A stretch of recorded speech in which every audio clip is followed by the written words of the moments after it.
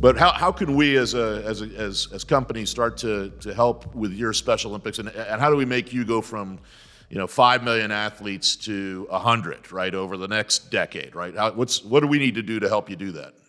Yeah, Bill, we just launched a Special Olympics Digital Center of Excellence in the North American region to start. And the idea here is to bring together that network of partners and technology firms and our own experts internally now that we've built over the last year and a half to start working on some urgent problems. So our first is really focused on that global athlete database, making sure we're able to build that constituency record, implement a CRM globally, and get that out there in the hands of all of those chapters so they can just start to communicate with their constituencies and get them in real time, get those volunteers onto the playing field, helping out in schools and in pools and anywhere they can be. But we really need to be able to reach those constituencies and know those constituencies. So that's our first core product. We also have a separate pilot that we're doing called Tech Connect, which is really our way of enabling some athletes to get access to the internet for the first time and be able to, get forms of services and do that through subsidies and hardware donations. That's another project that we have.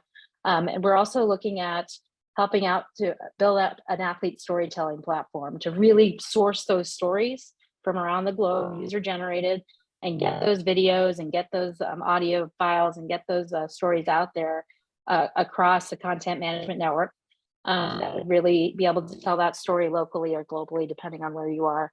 I mentioned the Virtual University for Health already, very much looking for content partners there as well as learning partners. And we are going to need a lot of compute to do all of this, right? So there's a lot of data flying everywhere, and we're going to need the infrastructure support. We do have a burgeoning cybersecurity program as well. That's something we put in place once we started to look at our landscape and our footprint. What we, like I said, really moved toward enabling all of those local chapters to get on one set of technology and then scale that technology widely. So those CEOs of those organizations don't have to worry about it. They'll let my team take care of it, and they can do what they do best and serve the athletes.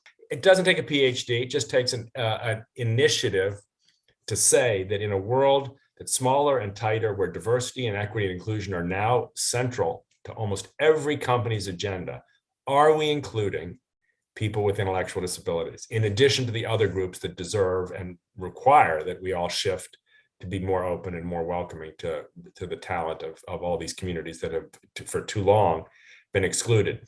So we just want to be on the radar for you. If it's a half an hour shooting baskets, if it's a phone call over to HR, if it's a lesson you teach to your kids, take some baby steps.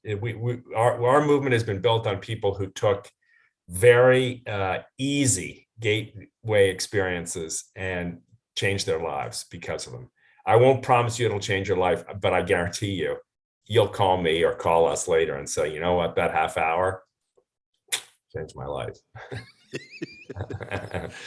No, it's good, and it's now it's just a question of how do we make it go faster for you? If you invest in this community, you will see the dividends, concrete, clear.